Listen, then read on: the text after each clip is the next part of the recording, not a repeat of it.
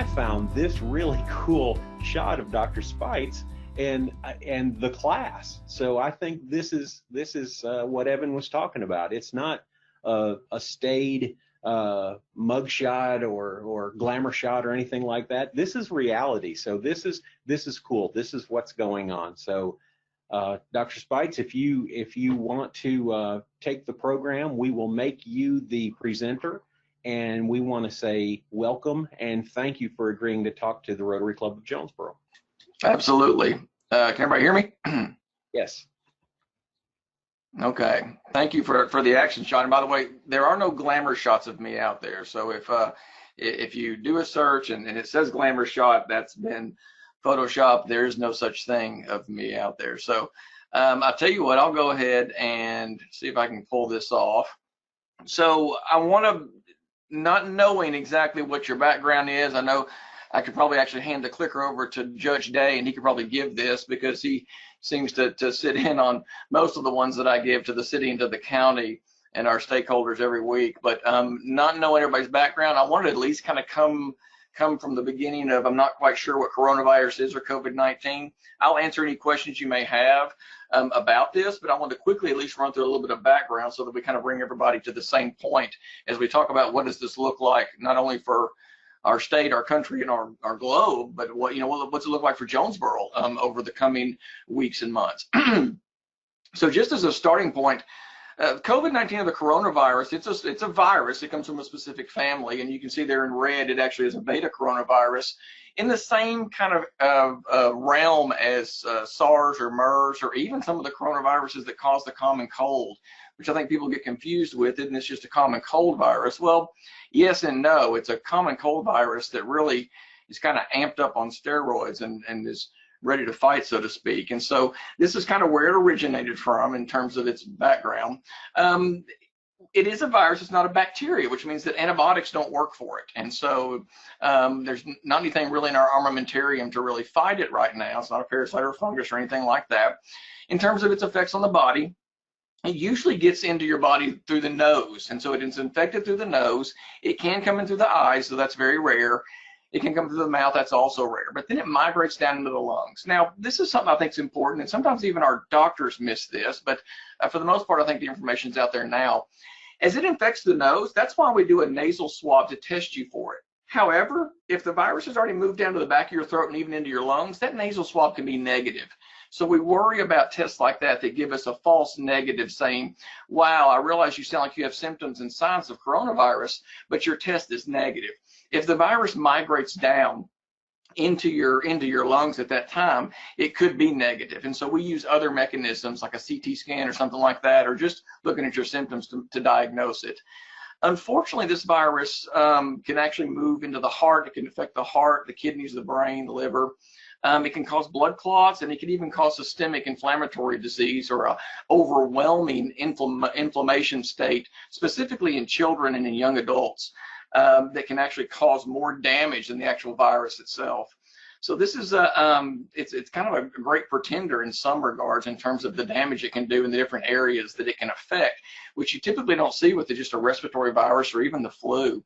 Very contagious. It's spread through respiratory droplets, which are basically airborne droplets that can even hang out in the air for several hours, which is why I make such a big deal about the proximity and how close you are. You'll hear things about UVC lights to be able to try to basically kill the virus in the air in certain areas and lobbies and things like that. It's a really sneaky virus.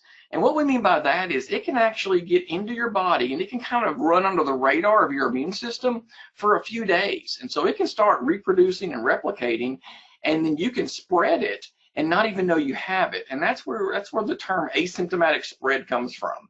And so there's some really interesting genetics about this virus that actually make it more and more harder for your body to pick up on and harder for us to fight. On the right-hand side of your screen, you'll see that cluster of different colors and lines, and you see at the top it says next strain. This is actually how we follow the virus across the world. And what we do is, as we isolate the virus, we actually look at the genetics of it, just like everybody on this call has your own DNA and your own genetic code. So do viruses. And this is an RNA virus. And so we look at this genetic code, and it's actually uploaded to this database. So it's a public database. And you can go to this, you can actually Google this at home and pull it up, and you can actually see and follow where the virus came from and how it was tracked across the globe and entered into the United States. Specifically why that's important is because the strain that we're seeing, the more hardier strain, so to speak, that gives us more trouble, actually came to us over from Europe. And so kind of jumped over, went to China, crossed over into Europe, and then over into New York, kind of in the back door, which is what caught us off guard. We didn't really expect it to show up there first. We expected it in California. In terms of risk groups, and most of you already know this, those over the age of 65, it does increase with an increasing age, although you do have those individuals, as was mentioned earlier, that can get in and get over it, or not even have symptoms and get over it. And so it's obviously great when that happens. It's not common at all, but it's great when that happens, and we don't really know why. It's probably due to some sort of genetic defense mechanism that individual has that other individuals do not. Chronic medical conditions put you at a higher risk. So basically, if you take a medication prescribed by a physician for any reason, that puts you at increased risk, specifically high blood pressure, heart disease, obesity, and diabetes. There's a weird group that's of younger individuals that get infected, middle in the 20s and 30s or so. Usually we're not seeing much trouble in the early teens, 7, 8, 9, 10, 12, not too bad with them at all, though they're developing something called, or the younger ones are developing a disease similar to what we call Kawasaki's disease, which is a rare disease. I joke in the medical school side, it's a board question, which means it's a question you would see on a licensing exam to be a doctor. We don't see it much at all. We get tested on it, but it's rare. But they're seeing cases of that specifically initially in Europe, but now in New York. Which can be concerning. Only a couple of deaths associated with it, but they've had an outbreak of 64 or more kids that have had that. And so again, these are things that you typically don't see with some other viruses, but are obviously causing concern now. So how do you protect yourself? Well, again, you guys could probably relate this or probably regurgitate this back to me in terms of, well, it's hand washing, don't touch your face. Yes, you should wear a mask. It does protect you as well as protecting others. And the social distancing, which everybody knows about, to try to limit the spread of the virus so that it can't jump from person to person. We do have testing. Now, to be honest with you, the testing's not great. Right now, we use something called a PCR testing. Those tests are kind of in shortage, and even at our local hospitals, they're only allotted so many tests per month, or there's only so much of the reagents or so many test kits, and so it's not that we can widely test everybody, which is unfortunate, because we want to be to the point where you can walk into any clinic, anywhere, any urgent care, any ER, anywhere, and get a rapid test and know immediately. And if you happen to have symptoms 3 days later, you can go back in there and get tested again. Right now, we're not to that point. We don't have the ability to test in that kind of quantity.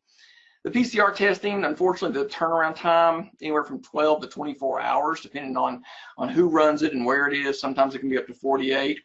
Antibody testing is the new thing. You'll hear a lot about that in the news. There's about 200 of those on the market, which is concerning because some of those actually are just money-making false kits that are being sold to individuals under the guise that it's a true antibody test. There's only 12 that have been approved by the FDA that have gotten EUA, which stands for Emergency Use Authorization, which means that, and most people don't realize this, when the FDA gives EUA, what they're saying is, okay, we trust that what you're telling us is true. We don't have time to check you on it, but we're going to take your word for it. We'll come back and check you later. So 12 companies have gotten that. So there's 12 antibody tests out there on that. There are some false positives, which normally you'd say, well, if it's 98%, is that a really big deal? Well, when we talk about a pandemic and we talk about needing to test millions and millions of people, yeah, 2% does make a difference, because now all of a sudden, if somebody thinks they're positive in the antibody test, which means that I've been infected with it and I didn't know it, and so therefore I can go around and now I don't have to worry about getting sick because I have the antibodies to COVID-19 in my bloodstream. Well, if I falsely think that and I really don't, now all of a sudden I can get sick and pass it around to lots and lots of people unknowingly. And so there's still a lot of work that needs to be done on antibody tests. I'm hopeful it'll get there soon. But it's just not there yet. And some people make the mistake of thinking if I have antibodies, then I have immunity. Generally speaking, that's true, but it's not always true because it depends on the amount of antibodies you have in your body. Did you have a high enough amount to actually provide you immunity? And so it's not a direct correlation. There's a brand new antigen test that got released over the weekend. This is similar to what you would see in your doctor's office when you get like a rapid strep screen or a rapid flu test, which would be great. There's some issues with that too, though. So again, a lot of these are great and exciting. We just need to kind of do a better job of basically making it more reliable, more specific, and more sensitive. So obviously the White House task member, Dr. Fauci, talked about really not to be relying on these antibody tests right now. The World Health Organization came out and said it should not be used as what's, quote, an immunity passport. So right now we're kind of holding off on this to be able to see what more evidence shows. Well, what about medicines? Well, there's a drug out called remdesivir, and it's a drug that we used for Ebola, and they used for MERS as well, that actually is showing some promise. The first study that came out in the New England Journal of Medicine did show a decrease in the length of hospitalization. So for those critically ill patients, those patients that were in the ICU or on a ventilator, it did seem to help them. It also helped with a decrease in hospitalization in terms of the number of days that you were in the hospital. Unfortunately, it wasn't like a slam dunk. So this is not a silver bullet by any means. There was a decrease in mortality, but it wasn't, and you'll just have to bear with me, it wasn't statistically significant. So it may have been that, well, the people who got the drug, only 8% died, and those that didn't get the drug, 11% died. You know, for you and me, it's like, well, hey, sounds good to me. I'd rather take that, which is true. But when you look at large populations and statistics, it wasn't statistically significant. Lots of drug trials going on, looking at different medications in terms of what's available out there and what can we use that we already have. Everybody's heard about the hydroxychloroquine. 2 studies have recently come out, one at the end of last week, one before that. The VA study that was done, which now they're being called into question, actually had a higher number of deaths for the individuals who were given the hydroxychloroquine versus those that didn't. And the New England Journal of Medicine study that came out the end of last week showed that there was no difference between the 2 groups. One group got it and one group did not get it, and they saw no difference. In terms of vaccines, right now, 2 have moved into phase 2 trials. I think Dr. Fauci just this morning said that there are 8 that they're trying to get by the fall, sometime late fall. To my knowledge, there are only 2 that have moved into phase 2 trials. There are a lot of companies trying to do it. It will take several companies to do it because there's no way that we can manufacture 350 million doses of the vaccine that likely would be needed to be able to supply our country with enough. We expect to have it hopefully by early or mid 2021, which means that we've got to do the best that we can to mitigate or blunt the response of this virus until that time. And how do we do that? Well, you limit the spread and you specifically protect the vulnerable populations. That's where the 6 feet, apart or more. I say or more because there is data that shows that the virus can spread further than 6 feet. But to be honest with you, I want to say that one of the studies showed up to 13 feet, but I mean, it's hard enough to get people to do 6 feet, much less 13. So I think some of this is just, well, what's the reality of it and what can we really get away with? Hand washing, obviously, and the masks. We'll talk a little bit about the flattening of the curve, because I think that's important. Sometimes people don't really recognize they heard that catchphrase, but they're really not quite sure what that means. So this next slide, I'm going to talk to you a little more about that. Questions about herd immunity. The way that works is that means that you got enough people that get infected to protect people that aren't. So that means that there's a large number of people that are infected. So when the virus comes in contact with somebody who's already been infected, it doesn't get passed on to somebody else. The best guess right now is that about 60 to 70% of the population would need to be infected. So here in Northeast Arkansas, if we're talking about a general catchment area of about 300,000, so now you're talking about 180,000 or more people need to be infected to really start looking at herd immunity. So once you get sick, are you immune from it again? Probably, but it really kind of depends. It depends on how much of the virus you got and how good of a response your body had to it. It's not clear how long it lasts. The latest information says you're probably good for 2 to 3 years. It does wane over time. Your immunity does go down over time, but 2 to 3 years would be great. It does stress the need for a vaccine. there was something interesting that came out of South Korea several weeks back about a group that tested positive after recovering. We do not believe that that's a repeat infection. So at this point, there's no indication that you can get sick twice from it. It's kind of what I'm trying to get to on that. When we talk about flattening of the curve, I think this is a great picture that I try to use when I'm explaining this. The pink curve shows that if you didn't do anything, basically you said, you know what, we're going to go about our daily business and we're just going to do what we want to. We're going to go to the mall, to the movies, and Home Depot, and all of that stuff, and have baseball games and what have you. This is what happens. Everybody gets sick pretty quickly, and it gets to the point where it overloads your healthcare system. So if we social distance, if we do measures to keep people safe and to keep people from interacting with each other and reduce large congregations and large venues and things like that, then it spreads it out over time. One of the things that people don't necessarily understand is when you look at the pink curve and you look at the gray curve, the same number of people get infected in both of those curves. So you don't really change the number of people that get infected, you change when they get infected.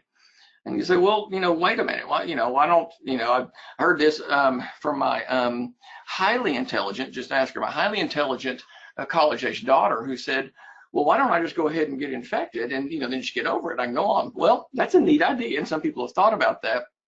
For me, I'd rather wait and get infected later. And why I mean that is because every day we learn something new, specifically on the healthcare side. So the physicians learn, you know what?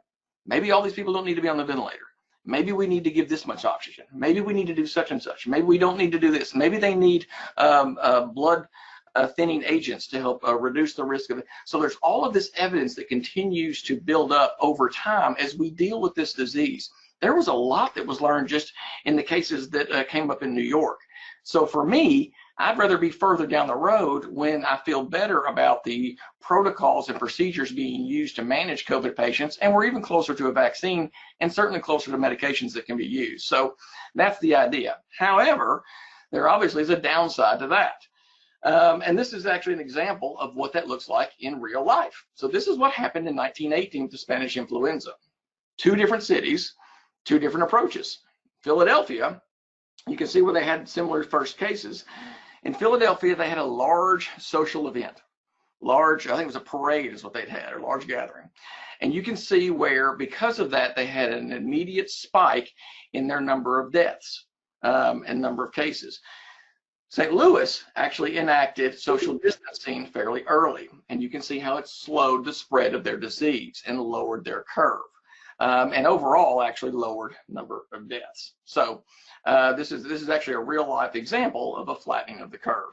So what does it look like for us in the United States and really across the globe? How have we been doing? The stars on the left-hand side are when the countries enacted their social distancing or their lockdown orders. Now, we in the U.S. didn't really have a nationwide lockdown, so you can't really put a star for every time a state did something, so there's not one there. But in general, these countries went through, and as they enacted those, that's where you see the stars show up. And you can see a correlation with how early the star was enacted, and as the disease progressed, how the numbers went down in terms of numbers of new cases. It's also interesting. I want to draw attention to China, which is on the far end. What I want to draw your attention to on this is you'll see that it went up and then kind of came down, and then it went up and then it came down and then it went up and it came down and it's going back up. Keep that in the back of your mind, because we're going to talk about that in terms of what things would look like for us here in the United States. So did it work? It did work. In terms of flattening the curve, it did work. And this is going to sound really bad, so bear with me. It works really well, almost to the point where probably people on this call, for the most part, for most people, you don't know somebody that got sick, and you probably are even less likely to know somebody that died from it. And so, there's a little bit of, well, was this really as bad as we thought it would be? Was it really that big a deal? Did we do too much? Should we really done all this? I mean, the damage to our economy, was it really worth that? So there's a lot of that going around. These are the number of new cases in the United States on the right-hand side. And you can see how it's kind of gone up, and then we kind of flattened off, and we've seen a little bit of a downward trend. I'll talk about that in a second. We started relaxing our social distancing, started talking about that certainly toward the end of April. You heard a lot more about that. You heard about the May 1st dates, and you heard certainly on the federal level a lot about that. So we were really at the top. We were kind of skirting the top of our curve when we started relaxing social distancing. South Korea, who I like to talk about because they've done a pretty good job overall, they started relaxing their social distancing about the end of April. About April 23rd, 27th is when they started relaxing theirs. So you can see they pretty much waited until cases almost got to, the new number of daily cases almost got to nothing before they really started relaxing. Because we have all these different countries doing things differently, we can track all that data, and to be honest with you, we can kind of see how it works. Now, there's a lot of variables that go into this, and there are a lot of different things in terms of how populations respond, and tracking. There's things in South Korea that probably people in the U.S. wouldn't tolerate, like access to your cell phone to follow your GPS and everything. One thing that's important to know is that in New York, that's where we saw the highest number of cases, and their cases have been kind of on the decline, which is what you'd expect because they're still in a shutdown. The state of New York is still in a shutdown right now, or is still in a shutdown right now. So as they go down, then it brings the whole number down. If you pull New York out, that's what the graph on the right looks like. So the graph on the right is the United States minus New York in terms of new cases per day. Well, now all of a sudden that's a different look at our statistics. And that's a different look at what our cases look like across the country. So I think the devil's in the details, so to speak, in some of these, and we have to kind of dig a little deeper. What is our update as of this morning? Here in the U.S., we've got about 1.3 million cases, confirmed cases, with about 80,000 deaths.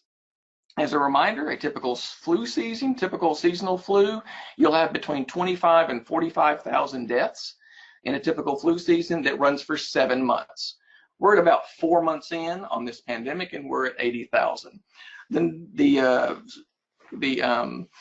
map there in the center, I want to draw attention to. You see the state of Arkansas, and the larger areas of red are obviously the higher number of cases. No surprise, you see there in Little Rock, and you see where the initial cases were down in Jefferson County near Pine Bluff, up in the northwest corner, and here we are some in the northeast corner. Look at Memphis. This is important because Memphis in Crittenden County has had a significant number of cases. Memphis itself has almost been running neck and neck with the entire state of Arkansas in terms of new cases. So we see bleed over from Memphis into Crittenden County, which is why their numbers are higher as well. What does it look like from a state perspective? Well, as of this morning, we're at about 4,000 cases or so. This time last week, I think we've increased by about 600 cases over the course of a week. We can expect these numbers to continue to increase as people get closer together. As social distancing measures start to dampen, start to go down, we'll see more and more cases go up. Where are we from an individual standpoint? Craighead County, we're probably a little higher than this. I think we're at 98 now. When I pulled this, 98 or 99. I don't know if we've broken the 100 mark yet, but this is where we are. Mississippi County actually has doubled here in the last few days. They've got a higher number. And you see where Crittenden County near Memphis is. St. Francis County, those numbers can be attributed to the federal prison that's there, and so they've had an outbreak there in that prison they've been dealing with, and so that's where some of those numbers, 100 and something of those numbers come from that. Obviously, the workers in that prison get infected, they go home, they infect their families as well. I pulled this straight from the governor's press conference yesterday, so these are actual numbers of new COVID cases in the state of Arkansas. The white bars actually represent prisons or the federal penitentiary, and so the orange bars represent new cases within the state, and you see how we kind of go up and down and kind of go up and down. This is the 7-day rolling average. Again, it just shows the same information just over an average. Here we are in Craighead County with our current 98 cases, and you can see where our cases started to really go up, specifically there about mid-April or so. We started seeing some numbers kind of go up and down. We're probably going to hang out here and go even higher over the coming weeks. And you can see what the confirmed cases overall were as well on the right-hand side. So as a reminder, being successful in flattening the curve means that we prolong the presence of the disease. We don't overwhelm our healthcare system, though, and it also buys ourselves some time when we talk about really just better management. I mean, I want the intensive care doctor or the hospitalist to be able to practice the current medicine if me or my family gets sick, so I like to kind of kick that can down the curve as much as I can. Those of you that have heard about this, this is the White House gating criteria. So this is what the states were given in terms of deciding how to reopen their states. And so this is what we had to go through as a state of Arkansas before we were able to quote, reopen. You have to re-go through this gating criteria each time you go into a different phase. Currently, the state of Arkansas is phase 1. The governor wants to go into phase 2 within the next 2 weeks. We have to go back through the gating criteria, and you have to meet all of these criteria to move into that gating criteria. So we'll just have to see how that goes. Each phase is different depending on what their approach is. Obviously, phase 1 is more restrictive, and as you go to phase 2 and phase 3, they relax more. All of them still speak to the vulnerable populations because, again, we know that those individuals are at higher risk of complication from the virus. All of them also talk about non-essential travel per the CDC. So I don't expect a lot of travel to be coming, or to be encouraged rather, by the CDC or the White House or even the states for some time now. They still encourage the telework, limiting common places. And of course, the state of Arkansas came out with individual directives regarding things like large venues, elective surgeries, and gyms and restaurants. And so that's being run largely through the Arkansas Department of Health and the governor. Schools do not reopen until phase 2, phase 3. So what can we expect? I thought this was actually really good because this was some information that I had been expecting that we would see, and I thought they did a good job at the Center for Infectious Disease Research and Policy at the University of Minnesota, so I thought I'd go ahead and include this. And this goes over 3 different scenarios. What I want you to notice about this is with each one of these scenarios, the very first peak is fairly small, which means for the most part, we can expect bigger peaks, and we can expect them over the next few months or longer. Now, this assumes that we don't have a vaccine, or we don't have a medicine by mouth, or a great medicine to prevent it, or to kind of ward it off, so to speak. So scenario number 1 shows subsequent peaks much larger than the first that you see throughout the next couple of years. The fall peak, this is actually similar to what we saw in the Spanish influenza of 1918, where we saw a peak. They saw a peak in the spring, late spring into summer, and then a much larger one in the fall. There's some concerns about this one because if you'll remember, the country in general, most every state, and certainly Arkansas was the same, we shut down all of our schools before this really started taking off. And those are just petri dishes of infection. And so when you cut out K-12 and you cut out universities and colleges, you really limit the spread of the disease. Certainly if you couple that with other things like the restaurants and the limiting of the sizes of the venues and things. When everybody goes back to school in August, which is fully expected, we can expect the virus to circulate back around. It does seem to circulate better in cooler weather. So depending on what happens, that's where the scenario for number 2 comes from, that fall peak. Or scenario number 3 is the slow burn, where basically you see ups and downs and ups and downs and ups and downs, really until a vaccine is manufactured, which means that for the most part, a lot of these social distancing measures will need to remain in place at some level or to prevent higher peaks. This is a model that the White House uses, the IHME model, which is the red dotted line. This is a model actually that just emerged that uses artificial intelligence and machine learning and gathers more data. And this is the comparison on how it tracked versus actual U.S. deaths. And so this is their model. It's the C19 Pro. And you can see what their numbers are. Now, to be fair to IHME, they did revise their numbers to much higher based on the recent relaxing of measures amongst the states. Here in this is in Arkansas, this is the expected next wave or so into June at the top or the 1st or mid-June.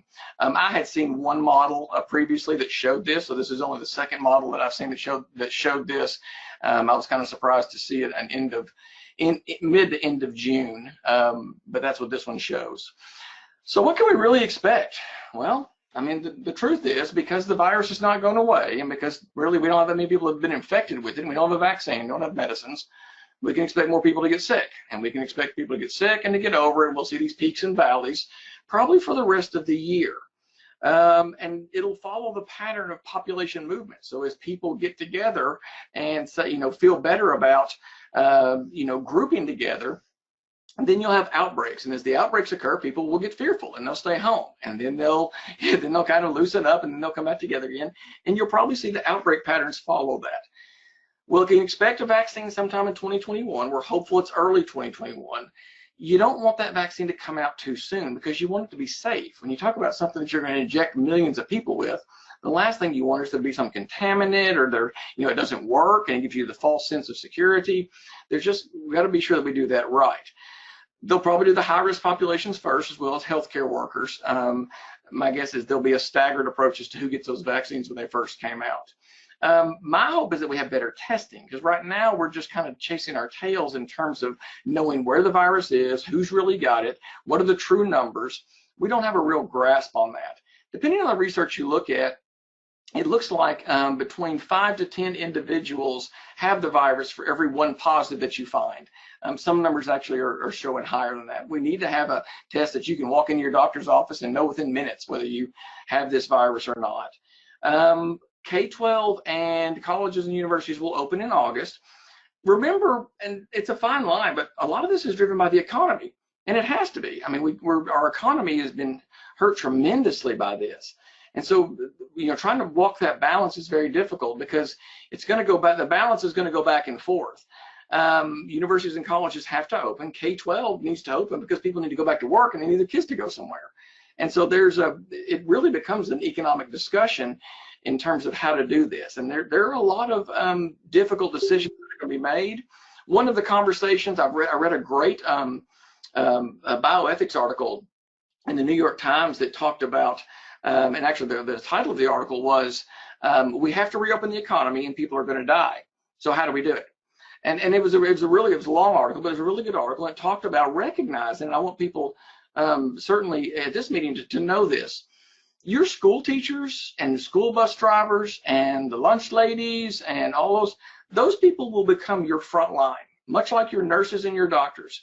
So in August, those people will become front line, and they'll get sick, and they'll take it home to their families. And so it's just going to have to be something that we talk about and that we recognize, that we try to protect them as much as we can. We wear masks, we wash hands, we try to limit the spread. We can't have large congregations of kids in open auditoriums and things like that. We'll do the best that we can, but kids spread the virus pretty quickly because they don't have many symptoms. Their viral load's not very high, so they can spread it pretty quickly. And so we talk about protecting those at greatest risk, and that's really what we need to focus on. Gosh, people are tired of this though, and that's the public pandemic fatigue that I'm talking about here. I'm pretty sure we've already played the card in terms of, hey, we're going to go back into lockdown. I don't know that many people are going to go for that. A lot of people are tired of it already. And so really it goes down to human behavior and what people are willing to give up and sacrifice for their own freedoms, and you hear about that. At the end of the day, and I have these own conversations in my own house, this is really hard. It's really hard, and almost the more you know about it, the harder it is to really make decisions in terms of, well, how do you want to live your life, and how does it affect my business, and how does it affect my kids and what they do and where they go and who we visit. My mother, or my wife, for Mother's Day, heartbreaking, went and saw her grandmother, but it was, she's at an extended care facility. Of course, you can't go see them there. They could talk through the gate, and her grandmother didn't understand that. So it was a sad story that she couldn't even touch her. It just broke her heart, to think that we're at this level now, and that it's probably not going to get better anytime soon until we can come up with a vaccine, or, maybe some rapid testing or better medications. We're kind of left to what we're doing already. So at the end of the day, I will stop right there and answer any questions. We do have, I don't want to leave you on a low note, we do have some, there we go. We do have some promising things that are coming on the horizon that I think that are just going to take time, just because this is new to us. And if anybody has or wants to know or wants me to explain, I'm happy to tell you why this is different than the H1N1 influenza and why we were able to manage that so much more effectively and so quickly as opposed to this. But I won't, obviously I could talk about this all day long, and you don't want to hear about it all day long. So I'll stop right there and answer any questions anybody may have. Oh, Stuart has a question. What should a person do if they have all the symptoms but test negative for COVID, flu, and strep? So we've had that come up in the hospital, and they're actually the CDC changed changed the symptoms. So there's now, instead of like there were used to be 3 or 4 symptoms, and now there's more like 9 or 10. And so if you go down that symptom list and you start hitting that, then certainly I know in the hospitals they're actually treating them as COVID positive patients. Again, because the virus can migrate down or from the nose to the back of the throat down to the lungs, and maybe the nasal swab is negative, then you would miss it. That's why in some research they showed doing a CT scan to look for certain findings on the CT scan and do that with the test.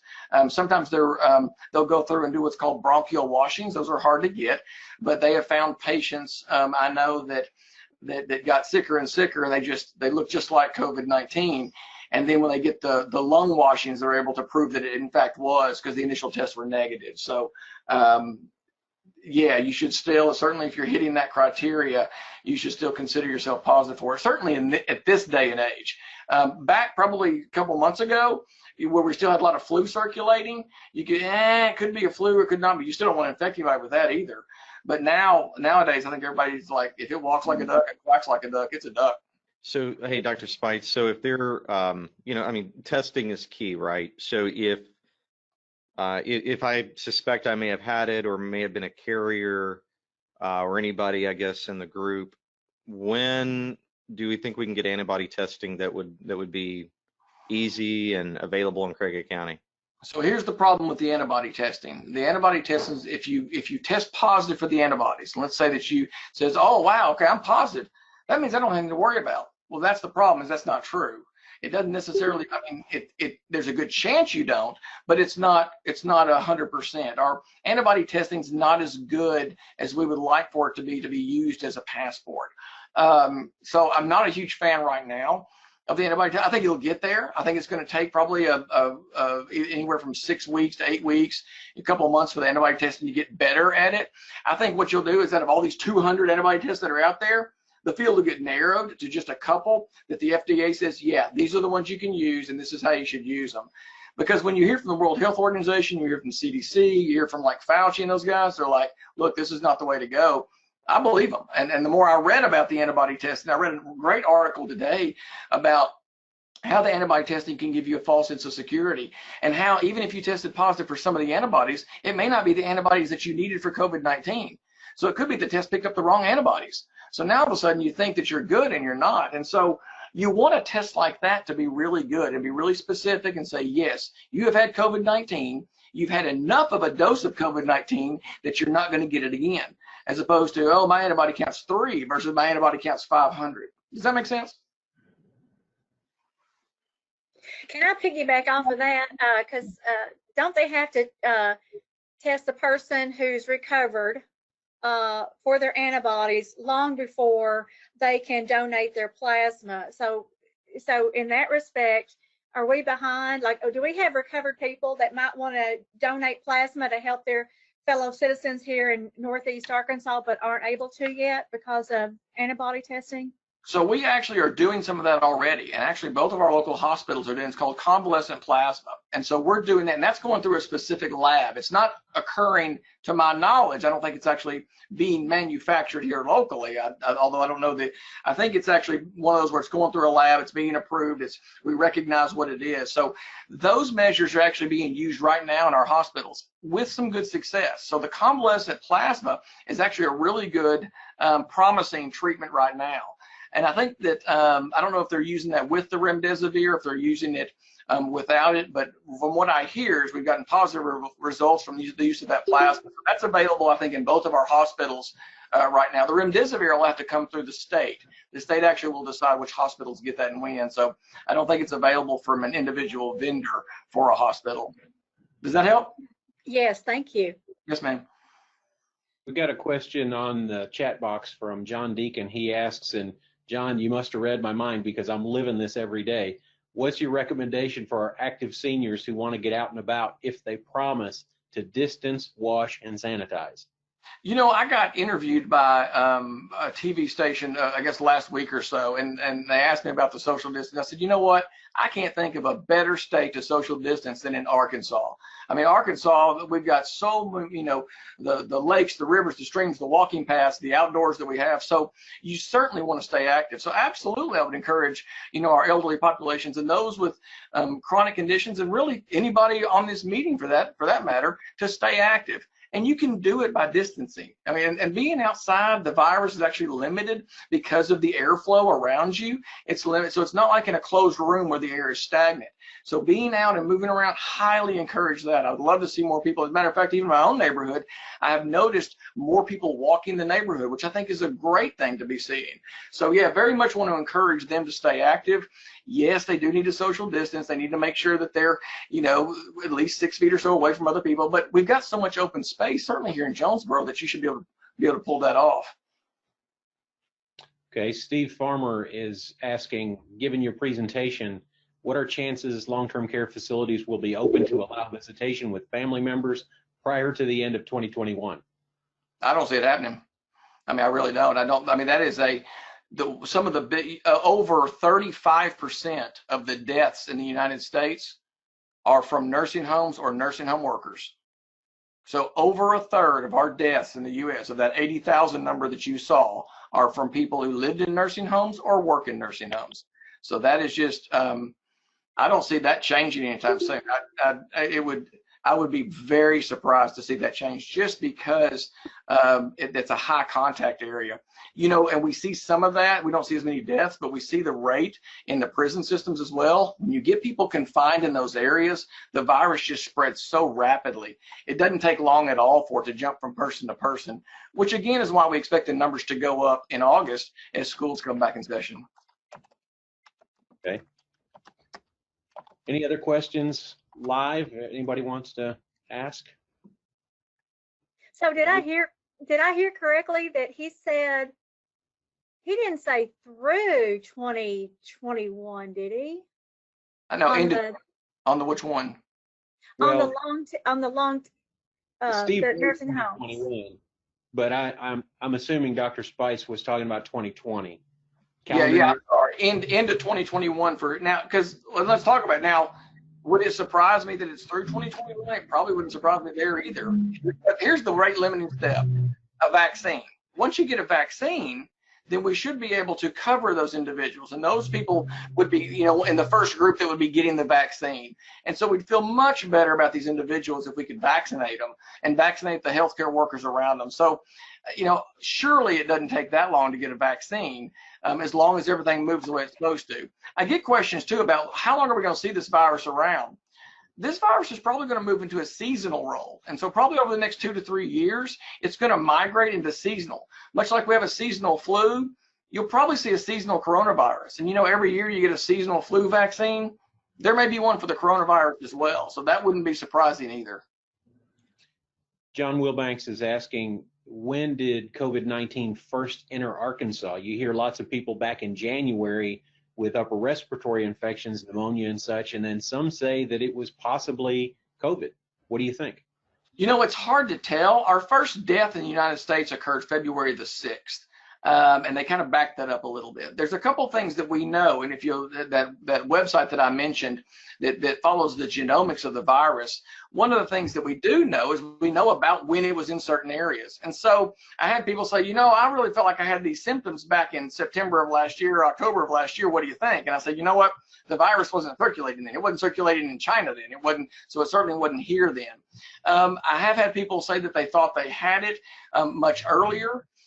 I don't know that that would explain why all these deaths and the cases spiked all of a sudden as we followed the virus from Europe over into New York. So as we followed it, you saw the deaths and you saw the infections go with it. And so as we followed the virus across the world, we're able to track the, for lack of a better term, the destruction that it caused. And so is it possible? Yeah, I mean, it's certainly possible that somebody maybe that traveled to New York who came in contact with somebody who stepped off a plane from France, you know, and they had something, that's completely possible. I don't know that it's likely. And really we'll only know for sure once we're able to get good antibody testing to know how much is it out there. We do believe it's out there more than we realize. Now, I'll say this, we're not seeing widespread community transmission of it yet. We will in the coming weeks, but we have yet to really see that. And I think that's what'll be the certainly one of the telltale signs is in the next few weeks or more, as people start to kind of congregate and come out of, you know, so their homes, so to speak. You'll see more of the cases. Okay. All right. No other. Oh, any recommendations for volunteers, Dr. Raj? Oh, Dr. Raj, why are you asking me a question you can answer, Dr. Raj? What volunteers like now, and this is actually interesting. He says that, like my mother-in-law, my father-in-law, they volunteer. They volunteer at the food bank. They volunteer at the hospitals. You know, and that's a huge. They volunteer at the church. You know, right now that's not recommended.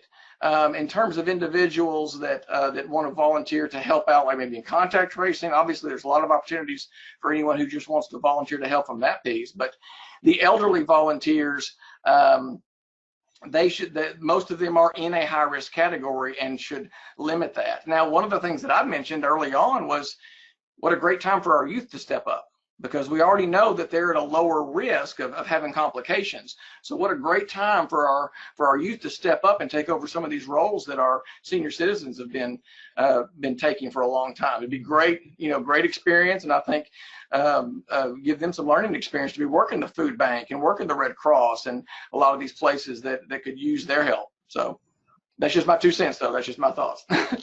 That's good. Well, thank you. I can say Jill is speaking for the group when she says, great information. We're so thankful for NYIT on the campus of Arkansas State.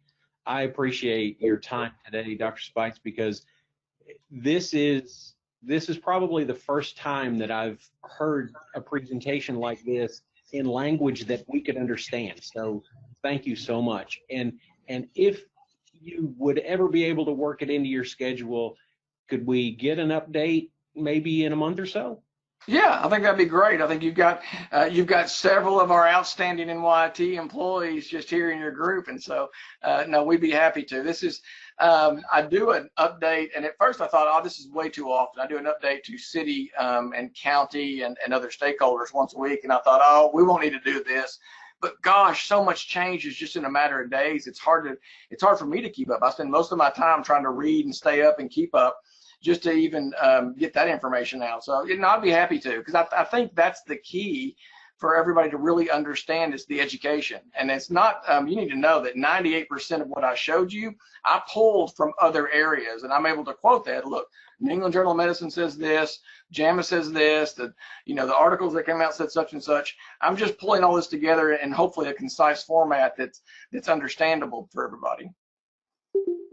Well, thank you. We appreciate your time and appreciate your presentation. We will meet again next week, episode 8 of Rotary. Not quite sure what the program is going to be, but it'll be another good one. I can promise you that. And here's our thought for the day. And so there, I apologize if it's a little crude. You can take what you will from it. There you go. Of why we should wear our face masks. I have mine right here. Don't go out without it. You could. Okay, yeah, I know.